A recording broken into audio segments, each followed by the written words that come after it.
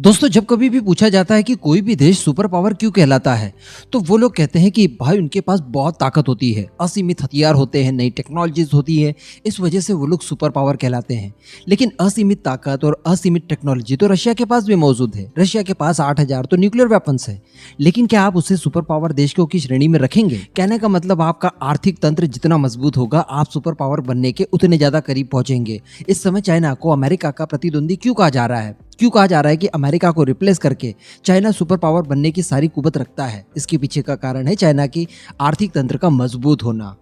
कहने का मतलब अगर आपके पास एक मजबूत अर्थतंत्र है तो आप दुनिया की सारी चीजें अर्जित कर सकते हैं। रिसर्च एंड डेवलपमेंट पर पैसा खर्च करके नई टेक्नोलॉजीज, नए हथियार और न जाने किस किस तरह की असीमित ताकतों को आप अवशोषित कर सकते हैं।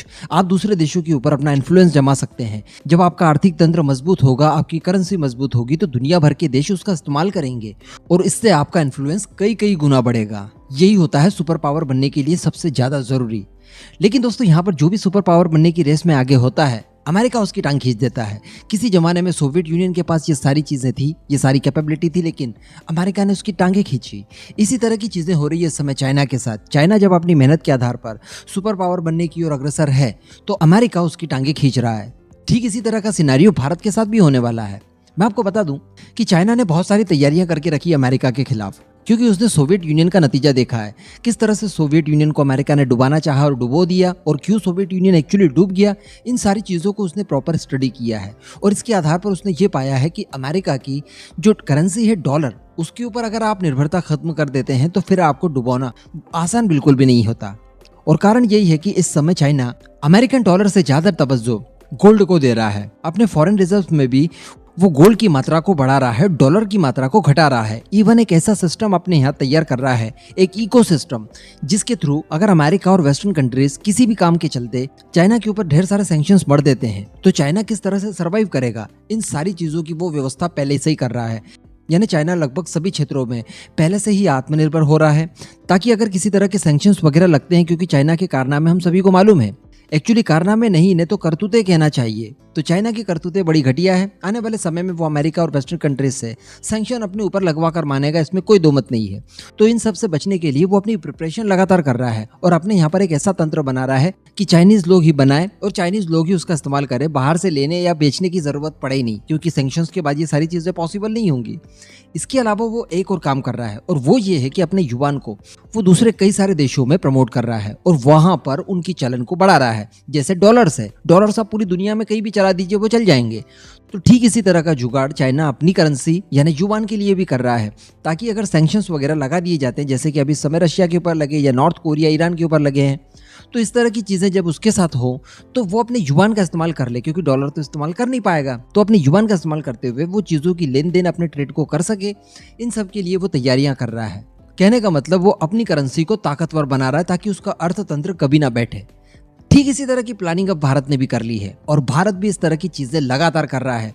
और भारत का एक ही मकसद है कि आने वाले कुछ दशकों में, 2 से 3 दशक लग सकते हैं, लेकिन डॉलर को पूरी तरह से भारतीय मार्केट से उखाड़ फेंका जाएगा, ताकि अमेरिका भारत के ऊपर भी अगर किसी तरह के सैंक्शंस वगैरह लगा देता है, जो कि संभव है आने वाले 20-30 सालों में, भारत 20-30 सालों में कुछ ऐसी तैयारियां करेगा।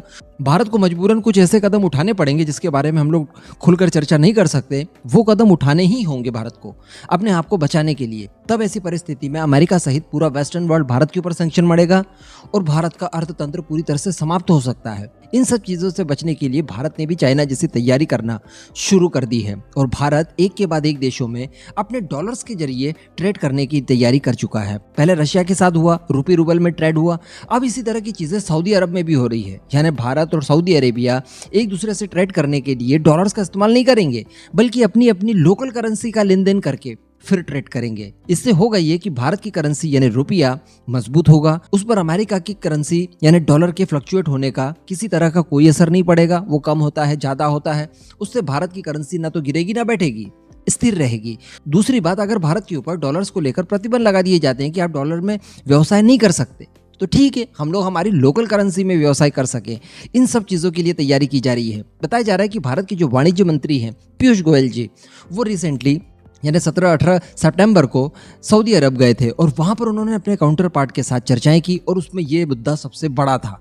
यानी दोनों ही देशों के बीच में इस बात को लेकर चर्चा काफी जोरों से हुई कि हम लोग म्यूचुअली अपनी अपनी लोकल करेंसी में ट्रेड करें, और साथ ही भारत का जो यूपीआई सिस्टम है वो सऊदी अरब को अडॉप्ट करने के लिए कहा गया। उसके बारे में विस्तृत चर्चाएं की गई और संभवतः आने वाले समय में हम लोग देख पाएंगे कि सऊदी अरेबिया के साथ हम लोग ट्रेड हमारी लोकल करेंसी में कर पाएंगे। अगर ऐसा होता है और धीरे धीरे ये चलन दुनिया के ज्यादातर देशों में हम लोग फैलाने में कामयाब होते हैं, तो फिर अगर अमेरिका किसी तरह का प्रतिबंध लगा भी देता है तो भारत को उससे कोई फर्क नहीं पड़ता। जो लोग अक्सर पूछते हैं कि अमेरिका के प्रतिबंध इतने खतरनाक क्यों होते हैं, तो कारण यही है कि पूरी दुनिया ट्रेड करती है डॉलर्स में। उसके बाद नंबर आता है यूरोस का, जो कि यूरोपियन यूनियन की करेंसी है। तो ये लोग कह देते हैं कि आप हमारी करेंसी में ट्रेड मत कीजिए, वो लोग प्रतिबंध लगा देते हैं। अब प्रतिबंध लग जाने के बाद कोई भी इन करेंसी में ट्रेड नहीं कर पाता, ट्रेड बैठ जाते हैं, बिलियंस ऑफ डॉलर्स का नुकसान होता है, सैंक्शन जिस देश के ऊपर लगते हैं उस देश को, और अंततः वो देश खत्म हो जाता है। तो ये सारी चीजें भारत के साथ कभी ना हो सके, इसके लिए तैयारियां आज से ही शुरू कर दी गई हैं।